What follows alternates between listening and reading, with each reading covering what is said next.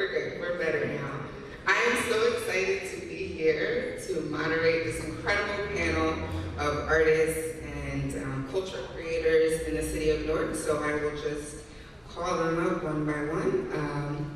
We were going to have Aisha Glover here tonight, but unfortunately she's not well, so Tamara Remedios will be taking her place. In the capable hands of Tamara Remedios. Thank you for putting on this fabulous event. Rebecca Jampol is here, lead coordinator for Newark Artist Collaboration and co-director of Project From the Space. Give it up, Rebecca Jampol. And the fabulous artists that we are celebrating tonight, Kelley, Prevard, Shoshanna Weinberger, and Danielle, rounding out the panel.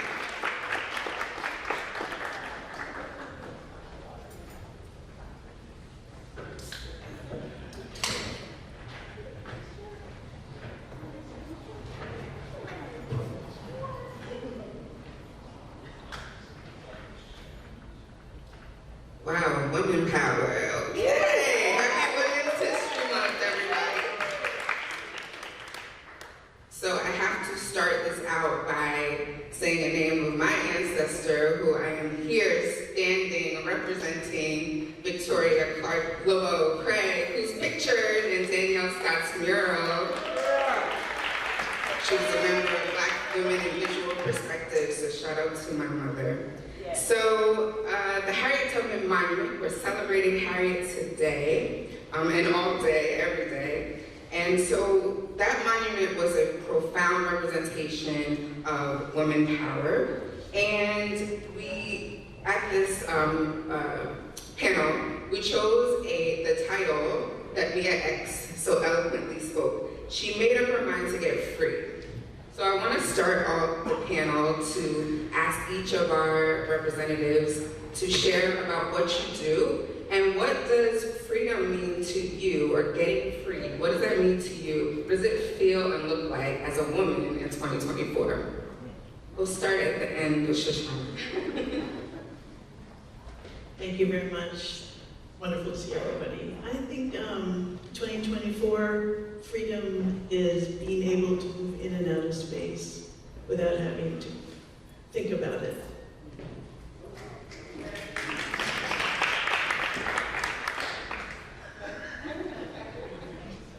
You can also share, sorry, Shoshanna, about what you do. What is your practice? I'm an artist. I have lived in Newark going on 18 years. I am a studio member at Project From the Space since 2015. I have to thank my late mother for finding Newark as a home and a place to be as an artist. Yeah, that's it. More to come.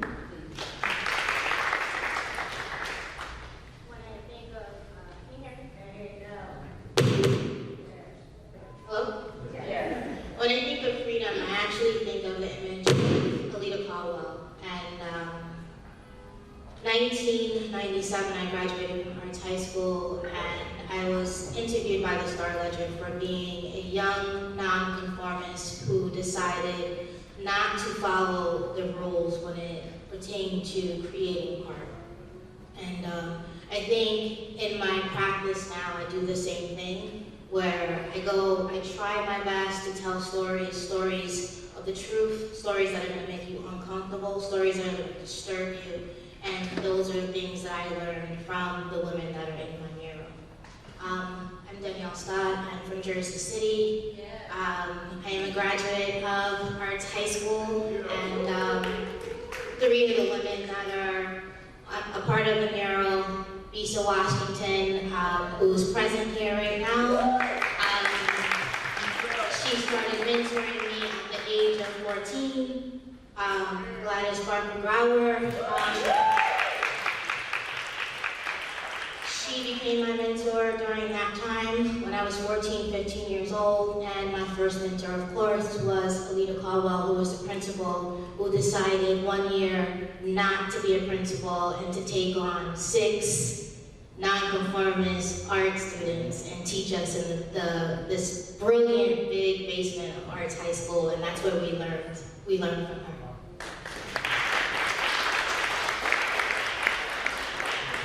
Hi everybody, my name is Kelley Prevard, and I'm a self-taught artist and muralist. My art is very centered around healing and storytelling. And I guess at this point in my life, freedom for me right now, it looks like joy. You know, there's so much going on in this world, and there's so much that we can focus on that's negative. There's so much that we, you know, it's crazy. And I feel like one of the things in the way in which we can kind of celebrate ourselves is finding that joy and finding the beauty in everyday life, in the small moments. And I really hope that that you all can join in with this joy that we are sharing with you on the stage. Yeah, I don't know.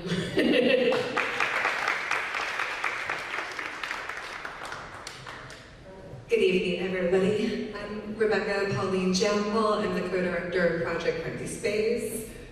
It feels very intimidating. I'm also a public art coordinator, and I've had the honor of working with Audible's Newark Artist Collaboration since 2021 when it launched. And what does freedom look like to me? In 2024, in March of 2024, I think freedom looks like body autonomy to me. Since the top of the year, there's been over 300 bans on reproductive health care and gender affirming rights, and I think that's at the top of my mind almost every single day. And so that is what freedom looks like to me.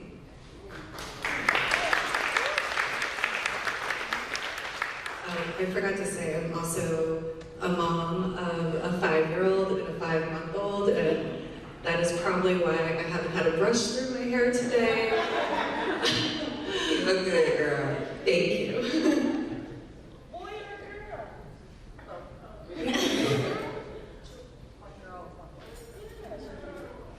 Hi everyone, Tamara Remedios. I'm tired of hearing my own voice today, but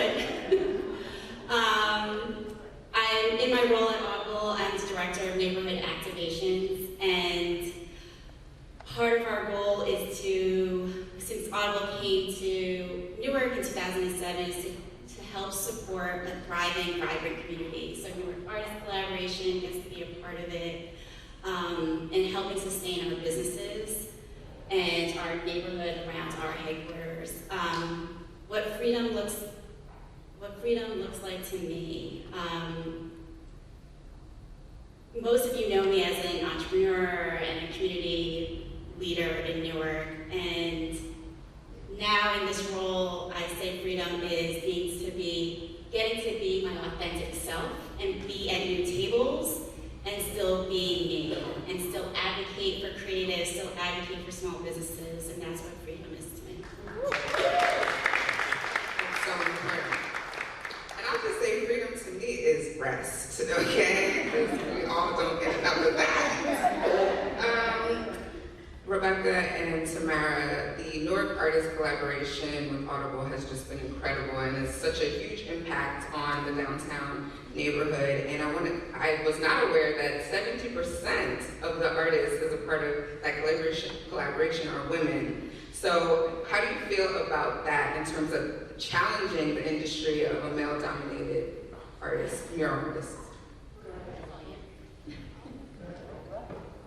I will take that one.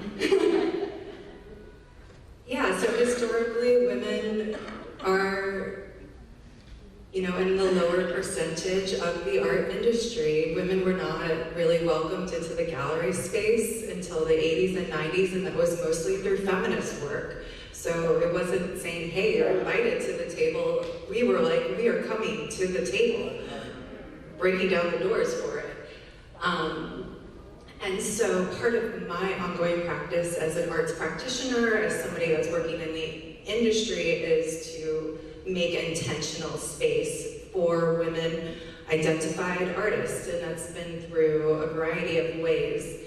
For this program in particular, when we set off in 2021 to create an RFP, we invited intentional storytellers to submit proposals, and we did so through really strategic ways of crafting the RFP. We wanted people to really think about the area, think about the underrepresented artists that had not maybe been reflected in the history of that space, and how we could further empower those storytellers. I don't know that we set off and were like, we are gonna have 70% women artists in this program, but it was our photographer for that phase, Rachel Von Alvin, who I'll give a shout out to, who kind of sidebarred me and was like, Rebecca, these are almost all women artists. How rare is that? And I was like, oh, you're right. And so at that time, her and I had this really interesting conversation about the public art space and those that were moving through it in a really visible way, and women are not one of them. And so I think when we got to this place where we were able to create a program, a phase that directly uplifted women, we were more than excited. We had already kind of amplified the women's space inside of local public art initiatives, but this time it wasn't by accident. We intentionally were like, we want to include all women artists. And not only women artists, but women narratives. So we have Shoshanna's work, which is taking the female body and making it so large in public space. Danielle, who is honoring the work of women that paved the way for the work that we're doing today and that have made a profound impact on the Newark creative community. And Kelley, who is honoring the intergenerational power that women have. And so this particular phase was incredibly intentional, and for a woman in 2024, I feel so good walking by your work in public space. The work is incredible, and I think the most important word you said there is intentional. You really do have to be intentional in order to create the world that we want to see, right? So each of you as artists are doing that. I love how the work is speaking with and to the monument as they sit adjacent to each other. And I'm glad we're having this conversation so that people understand that that's what it's supposed to be doing. So Shoshanna, we just talked a little bit about your work in terms of reflecting a woman's body, and there's also an algorithm to your work, so can you share that? Yes, I deal with codifiers and symbols and patterns to sort of tell a story of hybridity. So you do see a sunrise and sunset. And I think about the idea of my mom, very much so in this work. I'm originally from Jamaica, West Indies, and Nina as well, so fellow West Indian. And so I was just thinking about when coming to America as a young girl and going back and forth from, I grew up in Montclair, but coming back and forth between Montclair and Kingston, and the idea of how the sunrise and the sunset is a way for civilization to mark time and to think about our time and history. And so in this mural journey together from sunrise to sunset, it is a mural that works with other public murals in Newark, as well as kind of plays with the latitude or longitude of the street, of Bridge Street, and how we think about sun rising and sun setting, and thinking about how history is told in that way. The stripes, which I am wearing today, the stripes is a codifier for my hybridity, and thinking about that algorithm, or the binary of that. But then also thinking about how stripes represent flags, borders, animals, incarceration, and everything we buy has a barcode, and that's a stripe. And so it then returns to this idea of skin and invisible blackness and ambiguity. And there's something about being in a space, and I was mentioning having to think about leaving the house and having to think about coming home. And it's not about the environment, it's about how society has put me at total turning up where I am in space and how I'm viewed or surveilled. And so I kind of wanted to play with that idea that we would be more larger than life, wearing stripes or wearing the skin, and then the skin then becomes the sunrise and the sunset. So, yeah, so. That's awesome. And this mural also speaks to a mural, or a few murals, but one of which is in Terminal A of the airport, which Terminal A, if you guys haven't been recently, is just incredible. So can you talk about how those two are related? Yeah, I actually wanted to start with the mural from Four Corners first, the Rising Up, which is on Treat Place, and that has the stripe, civilization, the four, if you ever go to it, of course, you've all been to it already, but that's about how the city is called Brick City, but it's also divisions, and thinking about racial, thinking about economic divisions, and then thinking about how we think about time through 24/7, 12, and 13. And then the Newark Airport Commission, which is a diptych called Measured Sunrise, Measured Sunset, is about that portal, that space where we would go back home to Jamaica to see my family. And my mother, when she came to America, originally she met my father in the 60s. He's a nice Jewish boy from Clifton, New Jersey. Anyway, and so, but coming back to the States, this idea of protection and protecting one's identity, then also being part of an assumed identity. And so those stripes are about those identities at the airport, sunrising, sunsetting, also in the direction of the east and the west. So, yes, and then, so it kind of like plays with that. So I wanted to kind of make sure that my story is told through these different patterns throughout the city, and that you can identify with those as you go. So it becomes like almost chapters of a book.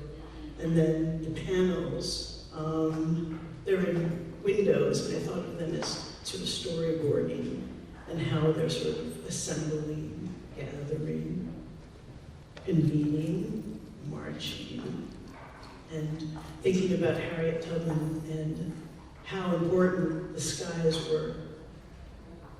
The sun rising, the sun setting, all meant something in that history. I'm excited to see what you do next. Kelley, thank you. You also have a running theme in your work, and it has to do with Harriet Tubman. So it's so interesting that you are a part of this commission. So can you tell us about that? Yeah, so I'm someone who is very inspired by women like Harriet Tubman, who represent this idea of perseverance, what it means to keep going despite numerous atrocities, and just to be able to move forward. And for me, Harriet Tubman represents as well the North Star. We all know the story of how she followed the North Star to freedom, and then she went back and got people in freedom as well. So for me, she has been my guiding light throughout my heart, reminding me to find my internal compass and follow that, to keep going, to navigate this world as a young woman, as a woman of color, and just to make sure that I am intentional about the work that I create, and that as I free myself, I make space for other women to free themselves and tell their stories. So she's always prevalent in my work, and I'm just so grateful that as an artist I get to share my voice and carry the stories of other women, because our stories are so important. And often, the contributions that we make as women are not really celebrated as much. We're always at the forefront, we're at the back front, we're at the side, we're in the community, we're feeding the kids, we're feeding the women, the children, and we're not on the front page. And I think it's about time that as women we all receive our flowers, because it's due time. We're beautiful, we're wonderful. We have great contributions throughout history and art, and I'm just grateful that I'm standing in the presence of these beautiful women, and they get to say that we let them know that we're here. Take a look at us.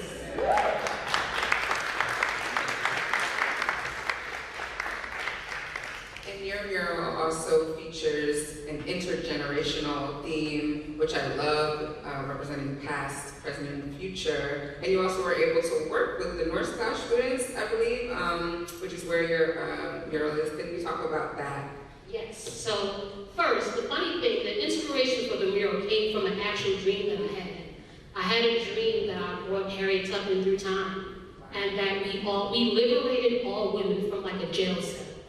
It's a dream that I had, and then I kind of directly used it as the inspiration for the mural. So I wanted it to incorporate the idea of past, present, and future. And what would it be like if we actually brought a figure like her through time into a moment, and I can't even say it's fully a present moment, where all women are empowered and liberated and free. So that for me was just like, it's so funny because I actually had the dream before the actual project came up, and I was like, okay, something's going on here. And it's just been beautiful. Now, as far as seeing the kids, that was one of the most beautiful moments I've ever had. One, these kids are full of so much light. They are so beautiful. They have so much talent. And they're about it. They were asking me all these really thought-provoking questions. I'm like, how old are you, kid? Like, what are you doing? Like, why are you talking about what my life purpose is? I know what my life purpose is. But it was just, it really is something about that light that children have. And I realized that sometimes as adults we lose it. And I'm so grateful to see that these high school kids still had it. They still believed in their dreams. And I got to speak to like a broader class, and then I got the opportunity to speak deeper with kids that were more interested in specifically art. And it was just beautiful. Like, my favorite moment, and I'll end it with this, is that I had a little group exercise with kids, right? So I said, listen, now when you're going after your dreams, you're gonna always have naysayers, especially when you're doing art. And you're like, don't do that, you can't do art. And so I was like, all right, so I'm gonna be a negative Nancy. And I want you to stand in your power and tell me what you're gonna do, that you stand and you believe in your power, and you believe that you can do anything. So I walked up to each kid, and I was like, you can't do art. Art, you ain't gonna make no money with that. Do something else. And each kid stood tall and said, I believe in myself, and I could do anything if I believe in it. And it was just one of the most empowering and beautiful moments, and it stays with me forever. Like, you see how my face lit up? Just thinking about those kids just lights me up inside, and you know, they did more for me than I did for them. It was beautiful. Thank you. Changing lives, Kelley. Add to it, I happened to be in the room that day and held back tears because she was dropping so many gems. But I said, wait 10 years till you actually realize what she is saying to you. But it was so thought-provoking, and if she says that was like a pivotal moment for her, it has to be a pivotal moment for those children's lives, because they were feeling and experiencing all that Kelley had to give, and it was really great to see that interaction.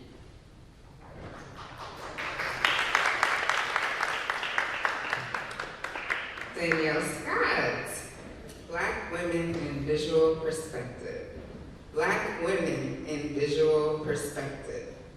Black women in visual perspective. I just have to say that because I'm so proud that this group is no longer hidden figures, and we're talking about them and we're saying their name. It's so important that we shine a light on the people like Rebecca pointed to who are standing on their shoulders. So talk about how you were really intentional about doing the research and connecting with the families. So give us a little snippet on your mural.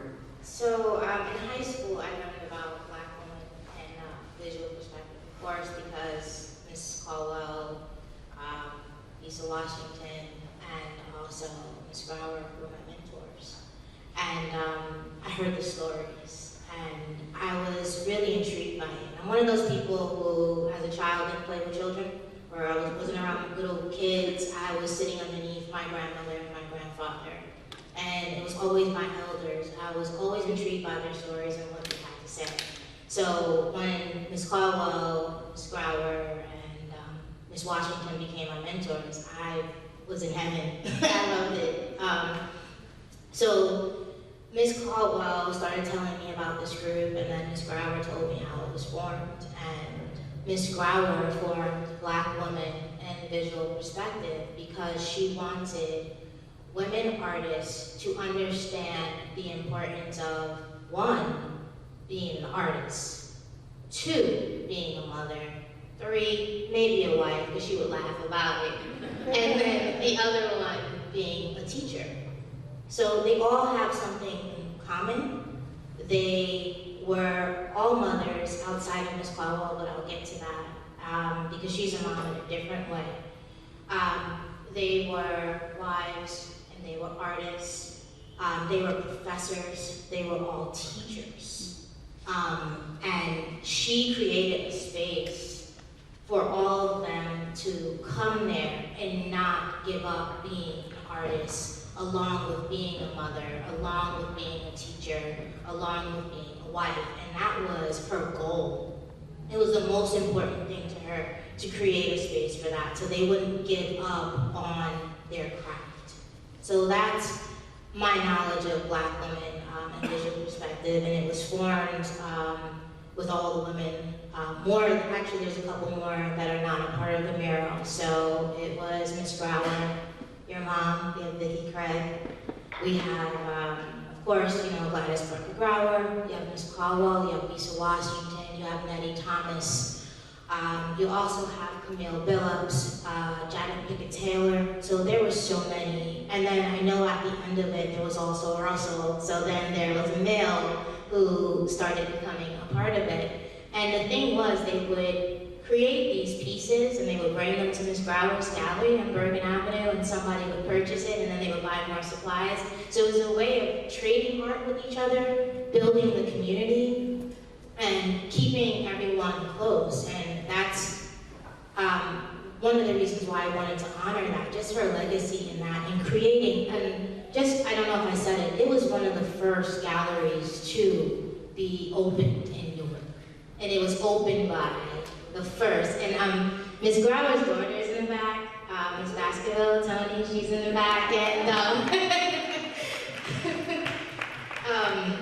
but it was the first, and she did it, and she did it because that's what she believed in, and what she believed in, she went for all the time.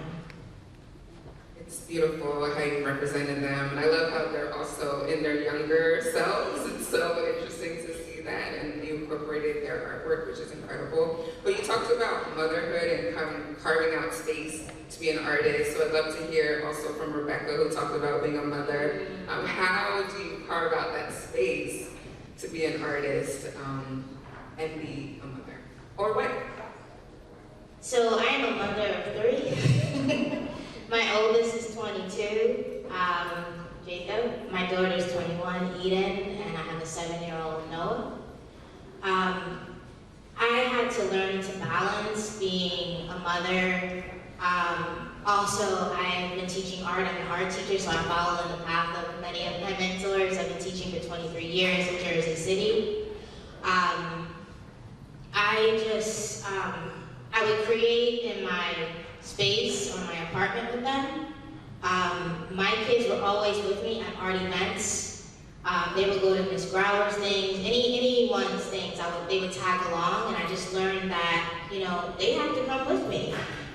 They have to create that space with me, and that also helped them become well-rounded as individuals, because they were around so many different artists. They had so many aunties and, uncles, and the best part of that was the fact that my relationship with Ms. Grower lasted, I still have my relationship with her, but 28 years.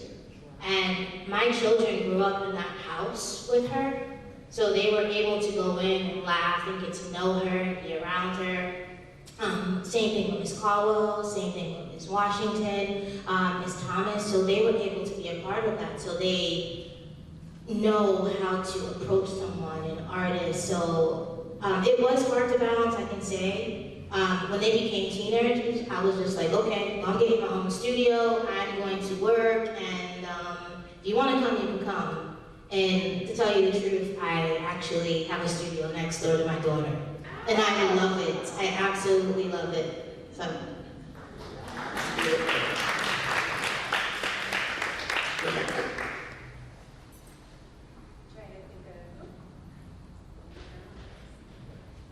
I'm trying to think about how to answer this, and I think the best thing I can say is that the Newark Arts community is my village.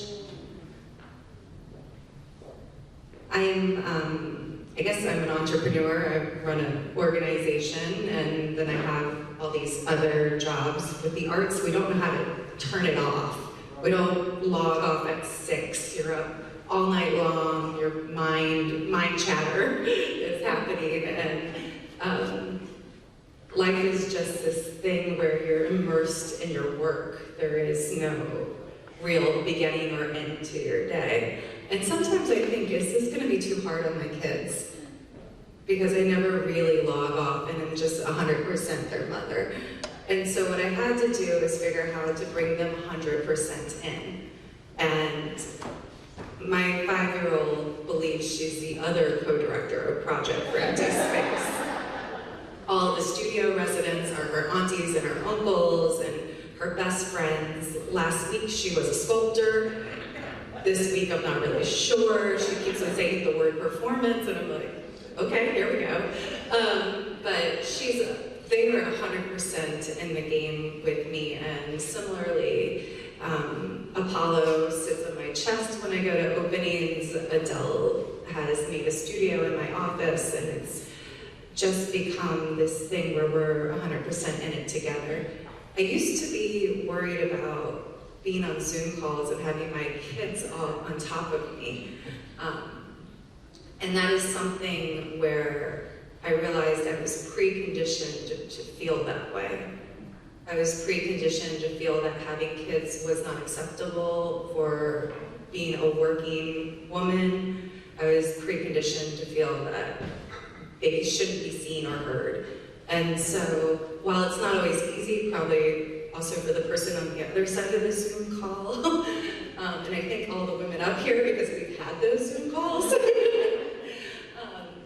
I am working towards, I guess, somebody said earlier, freedom means being their authentic self. I guess I'm working towards putting away those preconceptions and being 100% myself and having freedom in motherhood.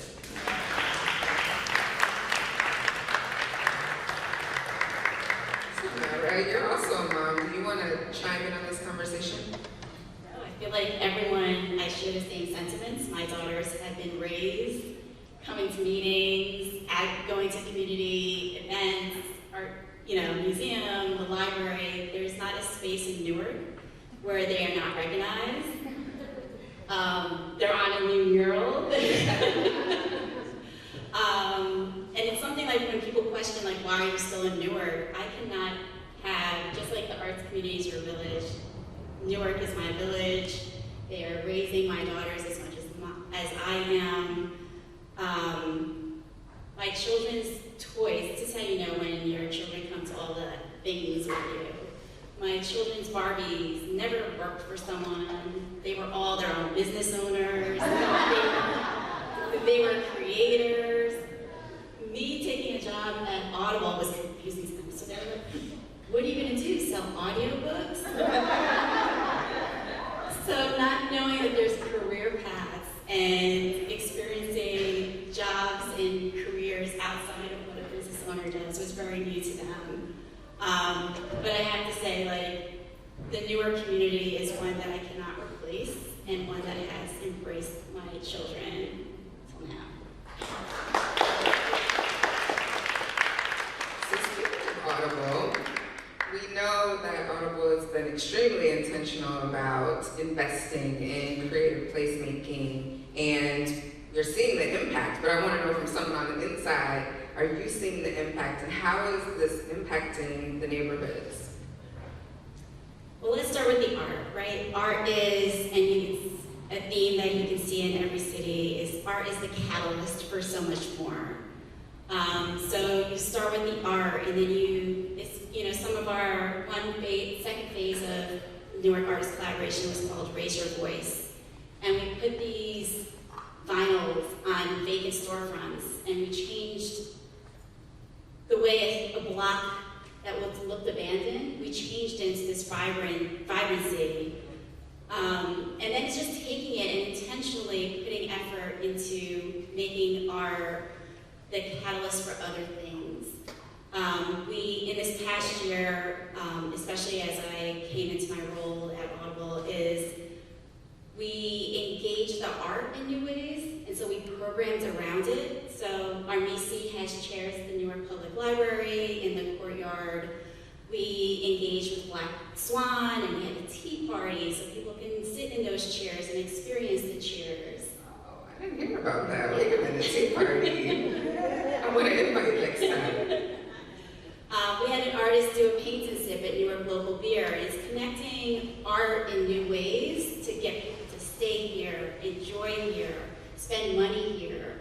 That is how we circulate the money within our community. And in my role in Audible, prior to this role, I've been a cheerleader of what they've been doing, right? And we saw them support our Newark Working Kitchen restaurants during the pandemic and sustaining our restaurant community. And then Newark Artist Collaboration came out of the pandemic as well. And to see that and now to be on the inside and be able to be a part of those conversations and to continue that effort is really, it guides my spirit to continue to do the work. And however many questions I get, you did the opposite way, going from entrepreneur to going into the corporate world, I will take all of it because I don't question that decision. Good for you. So before we close out, I would love to just open up to the audience if there's any audience questions for our incredible panel.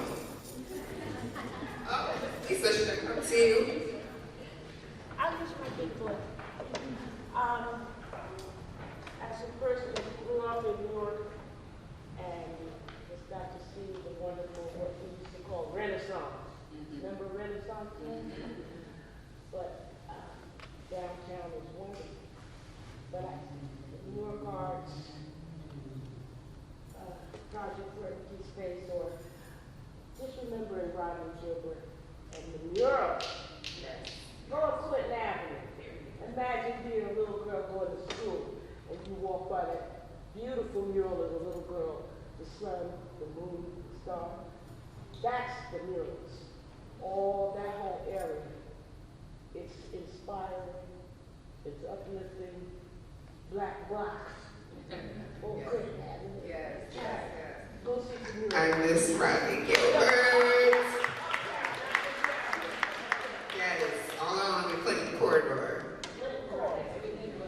The gateway to the West. Yes. That's really what I was going to say. Thank you. I enjoyed you all. I think the artwork is wonderful. I work at Clinton Hill Community Action. It's a neighborhood. Yes. And you are a neighborhood activator. So I was wondering if Audible was going to come up there sometimes, like Avenue and into the neighborhoods, because that's what we want to. We want to see your work there too. There's some artwork there that's awesome and wonderful, but we Programming, definitely want you there. support of the community. What about that? Is there any talk about expanding the footprint of what Audible's doing? We look at art in some of the projects that come up. Raise Your Voice was in all 5 wards of Newark, and we're looking at other opportunities, and you'll hear about them coming up soon. That will be going to all the wards. So I don't want to say we're exclusively only downtown. We've done projects that continue into the wards, and we'll continue to always keep that in mind as we explore new opportunities. Shout out to the North Ward. Okay. Another thing.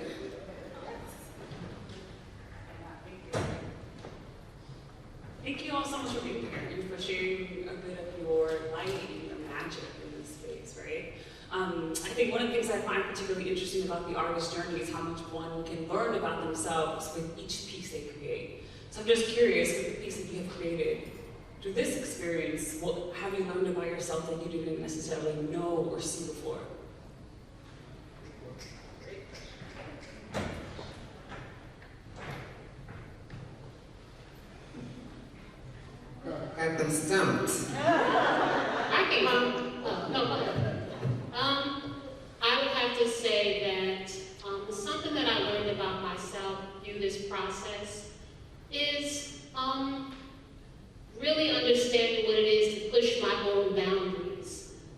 this belief in myself. Like for a while, I'm a self-taught artist, so for a while I had to get past this idea that because I'm self-taught, I'm not as great as the other ones who went to school. So I had to get past that mindset. And I had to realize that art, it's what we're born with. It's in our nature. We can go to school and develop it. That's beautiful, but it's in all of us. And so for me, as I step more and my presence becomes bigger, is me realizing that I have the ability to be in all the spaces that I'm invited into. So I'm always pushing myself to just keep going and never say that I don't belong there or I'm not good enough, because my work is beautiful and it's powerful, and if you don't believe in yourself, who the hell is? You know what I'm saying?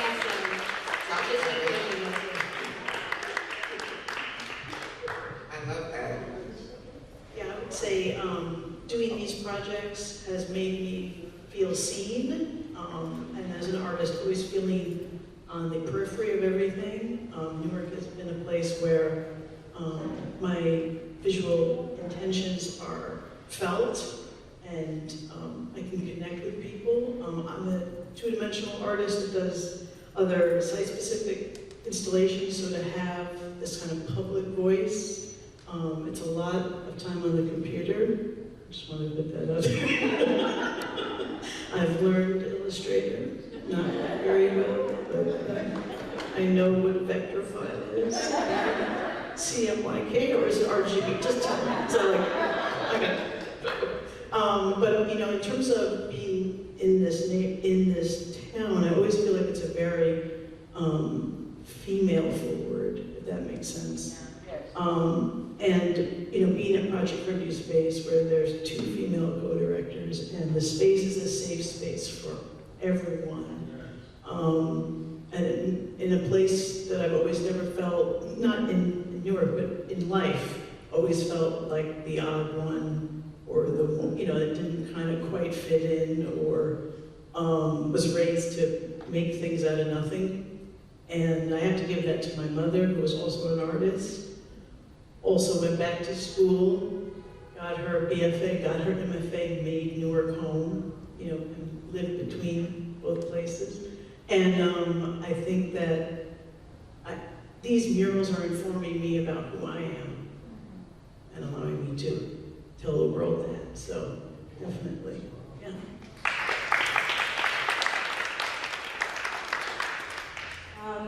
To answer that question, this mural brought up a lot of emotions that I didn't think I still had in me. And what I mean by that is two of the mentors that I had passed away. So, Ms. Caldwell and Ms. Grauer. So when I was creating them, I was thanking Rebecca for giving me the opportunity to bring light to who they are. And also, it was like I got to sit, one of the murals is of Ms. Thomas. And I had realized that I'd never been to Ms. Thomas' house in all the years I've known her, because I've spent so much time in Ms. Brower's house, and with Ms. Washington, going from Newark even to Morristown. And when I was in Ms. Thomas's house, I really got to know who she is outside of being the first person to discover my artwork and to make me feel safe coming into Newark. Like I said, I am from Jersey City, so coming into Newark was a whole different experience for me. Jersey City, as you know, is extremely diverse, and when I went into arts, it was, you know, it was scary for me to come in with, I think I had blonde hair, I was wearing like docs, and I would just look crazy. But when I was doing these pieces, I was hearing them, and I know we all believe in ancestors, some of us don't, but I would hear them, and I would hear their voices, and I would have to step back from the actual work of touching things that Ms. Grauer put together and things that Ms. Caldwell put together. But I also had to be vulnerable with that feeling, and I had to let those emotions come out, because then I couldn't do the work. When I was putting something together of Ms. Grauer's, I realized that I was in her studio while she was painting them. And I remember Miss Brower opinion, like, so her studio was actually in the back of her house, and it was in the shed. And just imagine, when I met Miss Brower, she was in her 70s, she passed, she was 95 or 96 years old, and she would be 96, so she was in that shed cold sometimes, and we would just work out there. But when I was putting this collage together, and Rebecca asked me, I just said, I want this to show who they are, what they created, and I also got to know things about each and every one of them that I didn't know. Like, I'm thinking of your mom. I didn't know, like, she was, like, this inspiration for Bisa Butler. And, you know, I went to Mana and sat with Bisa. And we had a conversation about your mom, so I can get to know this. And then I remembered getting my certificate at Art in the Atrium from your mom. So many things were, like, popping up as I was creating these things, and I was just like, oh my God, like, why is this happening? But I needed to allow myself to feel that in order for me to depict them in the way that they are. And I use their images, their work, to represent them.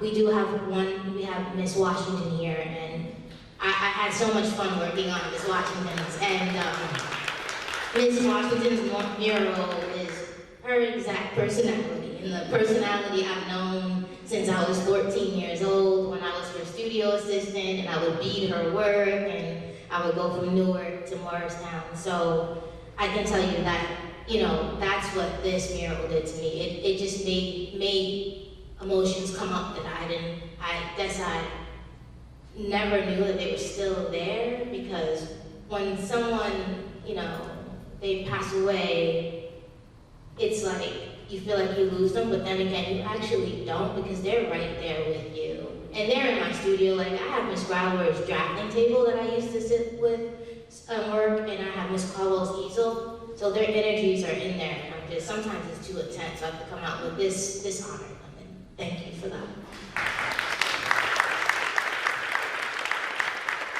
That is so healing. It's so healing.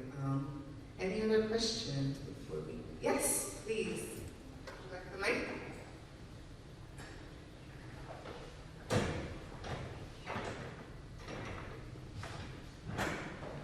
Thank you, and I apologize that it's not a question, but it is just a brief statement, just to say that the people who mentored Danielle in particular, and Miss Nettie Thomas was also my art teacher.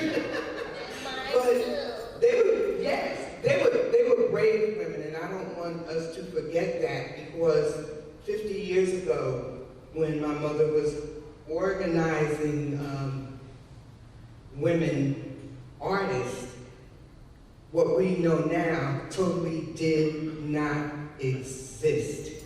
There was no art by Newark artists being exhibited at the Newark Museum, okay? The things that we take for granted now, right, Lisa, they had to fight to get an exhibit at the Newark Museum, and so many other things.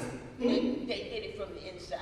Yes, and just to put it in perspective, that the Newark arts scene that we see now, that it had a very, very strong but humble beginning, and that those women could never have envisioned what's happening now. But I know that they're happy about it, and I just want to say that.